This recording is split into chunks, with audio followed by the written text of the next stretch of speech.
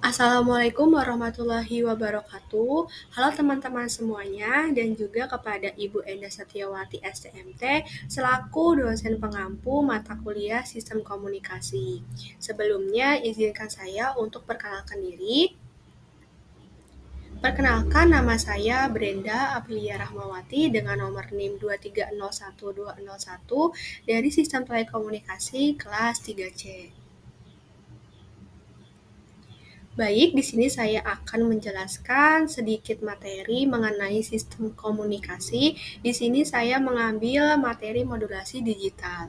Nah, modulasi digital itu apa sih? Yaitu proses mengubah sifat dan karakteristik gelombang pembawa carrier sehingga hasilnya memiliki ciri-ciri bit 0 atau 1. Nah, proses ini dilakukan dengan menumpangkan sinyal digital bit stream ke dalam sinyal pembawa. Nah, di sini terdapat contoh modulasi digital, yaitu ada amplitude shift keying ASK, ada frekuensi shift keying FSK yang akan kita bahas pada kali ini. Yang terakhir ada phase shift keying atau PSK. Di sini melalui proses modulasi digital, sinyal-sinyal digital setiap tingkatan dapat dikirim ke penerima dengan baik. Nah, untuk pengirimannya ini dapat digunakan media transmisi fisik, logam atau optik atau non fisik seperti gelombang-gelombang radio. Nah, di sini saya akan menjelaskan satu materi yaitu FSK. FSK frekuensi shift keying adalah proses pengiriman sinyal digital melalui pergeseran frekuensi. Nah, metode ini merupakan suatu bentuk modulasi yang memungkinkan gelombang modulasi menggeser frekuensi output gelombang pembawa. Nah, di sini modulasi FSK biasanya digunakan untuk mengirim informasi digital antara peralatan digital seperti teleprinters dan komputer. Nah, di sini data yang sudah kita dapatkan akan ditransmisikan dengan menggeser frekuensi pembawa secara terus-menerus. Nah, di sini juga dalam proses modulasi, ini besarnya frekuensi gelombang pembawa berubah-ubah sesuai dengan perubahannya. Ada atau tidak adanya sinyal informasi digital. Jadi, proses modulasi ini itu besar frekuensinya tergantung dari gelombang pembawanya itu berubah-ubah atau tidak gitu sesuai dengan sinyal informasi digital. Nah, dalam proses ini gelombang pembawa digeser ke atas dan ke bawah untuk memperoleh bit 1 dan bit 0. Selanjutnya, pada modulasi FSK, sebagai penguncian pergeseran frekuensi, sinyal pemodulasi yang berupa sinyal digital digunakan untuk memodulasi frekuensi sinyal pembawa sinusoidal. Nah, di sini jika sinyal informasi mempunyai logika 0, maka sistem akan mentransmisikan suatu frekuensi tertentu, misalnya F1. Nah, sedangkan jika sinyal informasi mempunyai logika 1 nih, maka sistem akan mentransmisikan suatu frekuensi yang lain, misalnya F2, seperti itu. Nah, dengan demikian, sinyal FSK yang ditransmisikan adalah sinyal sinusoidal dengan amplitudo yang konstan, tetapi dengan frekuensi yang berbeda juga sesuai dengan arus data atau sinyal pemodulasinya. Nah, teman-teman, di sini terdapat gambar dari frekuensi shift keying atau FSK. Di sini dapat kita lihat gitu ya, kalau misalkan frekuensinya ini itu rapat nih, di sini kan ada yang rapat, ada yang renggang ya. Nah, kalau misalkan frekuensinya yang rapat ini itu bernilai 0. Jika frekuensinya renggang itu bernilai 1 gitu. Ini kita bisa dilihat di sini ya. Nah, jika frekuensinya rapat, dia semakin tinggi. Jika frekuensinya rendah, maka dia semakin rendah dan semakin renggang, seperti itu. Nah, di sini juga terdapat rumus umum dari FSK sendiri ya. Baik, selanjutnya FSK merupakan sinyal modulasi digital yang relatif sederhana. Keluaran modulator FSK adalah suatu frekuensi yang tertentu yang sudah ditentukan sesuai dengan perubahan isyarat data. Nah, isyarat data ini tuh masukan biner dari logika 0 ke logika 1 atau sebaliknya.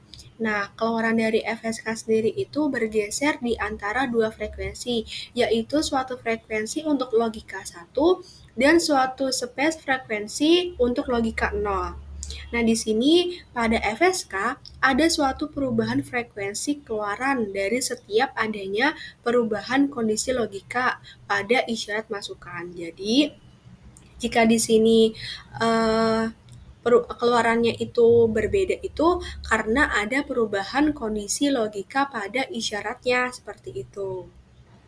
Nah, di situ tuh menyebabkan laju perubahan keluaran akan sebanding dengan laju perubahan masukan. Nah, dalam modulasi digital, laju perubahan masukan pada modulator disebut bitrate, sedangkan laju perubahan pada keluaran modulator yaitu disebut baud atau baud rate. Baik, selanjutnya ke modulator FSK. Modulator itu adalah suatu rangkaian yang berfungsi untuk melakukan proses modulasi pada frekuensi gelombang pembawa carrier sinyal ke sinyal informasi agar bisa dikirim ke penerima melalui media tertentu seperti kabel atau udara. Baik, kita balik lagi ke sebelumnya. Nah, di sini terdapat penjelasan laju perubahan masukan pada modulator disebut bitrate, sedangkan laju perubahan pada keluaran modulator disebut baud atau baud rate. Nah, di sini sedikit menjelaskan gitu ya. Dalam laju dalam FSK, laju masukan dan laju keluaran adalah sama sehingga bitrate dan baud rate itu tuh nilai dari si lajunya tuh sama gitu. Jadi nggak ada yang beda. Jadi mau yang bitrate itu masukannya sama, keluarannya baud atau baud rate-nya pun nilainya sama seperti itu. Oke, baik, itu mau nambahin segitu. Selanjutnya yang tadi ya, nah ini dari gambar ini kita bisa melihat gitu ya. Ini gambar menjelaskan proses demodulasi pada penerima frekuensi shift keying FSK, frekuensi shift keying. Nah, ini itu modulasi digital yang menggunakan dua frekuensi berbeda untuk merepresentasikan data biner bit 1 dan juga bit 0. Nah, di sini kita bisa lihat ya. Baik, di sini kita bisa lihat ya gambar dari modulator FSK. Nah, di sini itu menunjukkan proses modulasi FSK yang dimulai dari input digital biner hingga menghasilkan sinyal output dalam domain frekuensi. Nah, di sini kita bisa lihat ya data binernya itu berupa logika 1 dan 0 dimasukkan ke sistem. Jadi data biner logika 1 itu dimasukkan ke sistem, data biner 0 pun akan dimasukkan ke sistem. Nah, di mana logika 1 ini bisa kita representasikan menjadi tegangan tinggi dan logika 0 menjadi tegangan 0. Nah, di sini jika inputnya itu berasal dari sinyal analog, maka sebuah ADC atau analog to digital converter akan digunakan untuk mengubah sinyal analog menjadi sinyal digital agar prosesnya itu dapat berjalan dengan baik gitu ya. Nah, ini tuh pemancar FSK kemudian mengonversikan data digital ini menjadi sinyal analog dalam bentuk gelombang sinusoidal. Nah, di sini frekuensi yang lebih tinggi disebut mark frekuensi untuk merepresentasikan logika 1 tadi. Sedangkan frekuensi yang lebih rendah itu disebutnya space frekuensi untuk merepresentasikan logika 0. Nah, di sini hasil akhirnya adalah sinyal FSK analog di mana frekuensinya berubah sesuai pola digitalnya gitu ya, yang siap untuk dikirimkan melalui medium komunikasi. Nah, di sini proses ini memungkinkan transmisi data dalam bentuk yang lebih tahan terhadap noise atau gangguan. Nah, sehingga ini tuh banyak digunakan dalam sistem komunikasi nirkabel seperti itu. Baik, selanjutnya kita ke demodulator FSK. Demodulator FSK itu berfungsi untuk memastikan data yang diterima baik dan tetap konsisten meskipun melewati gangguan pada proses transmisi.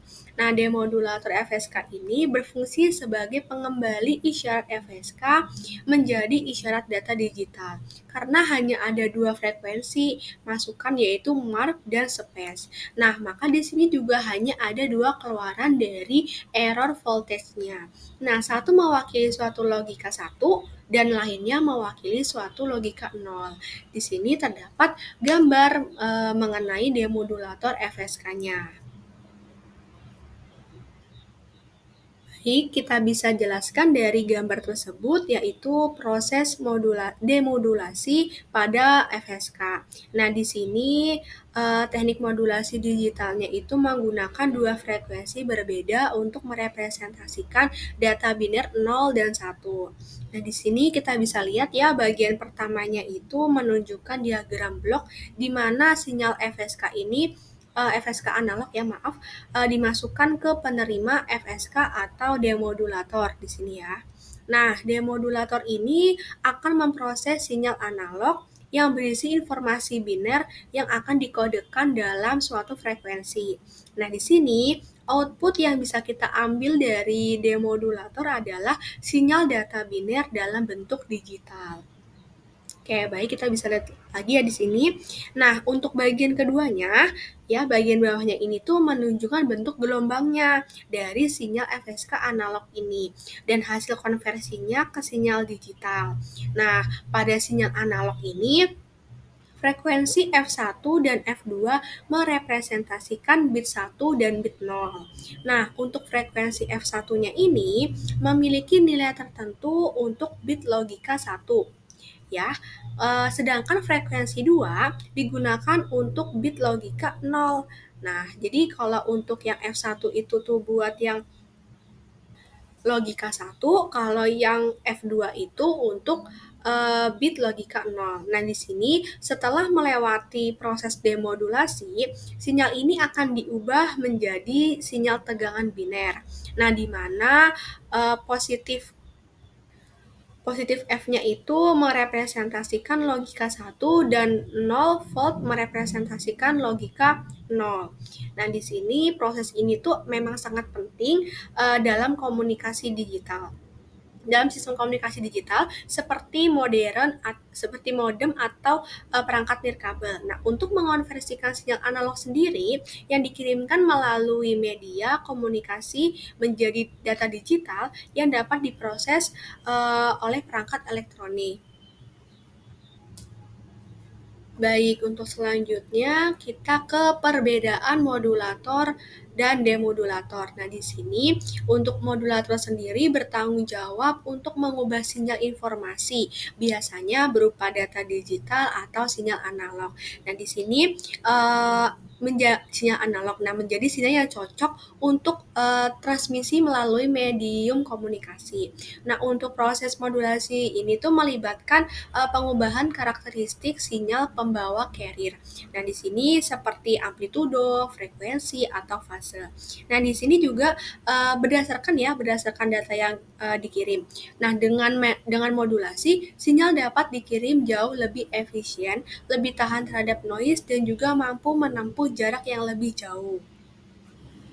Nah, jadi ada beberapa keuntungan ya dari modulasi ini tuh kalau kita menggunakannya itu kita bisa buktikan kalau misalkan dia itu memang lebih efisien dan juga bisa tahan terhadap noise dan juga dapat menempuh jarak yang lebih jauh seperti itu. Dan ini pun cocok gitu ya digunakan dalam transmisi melalui medium komunikasinya itu sendiri.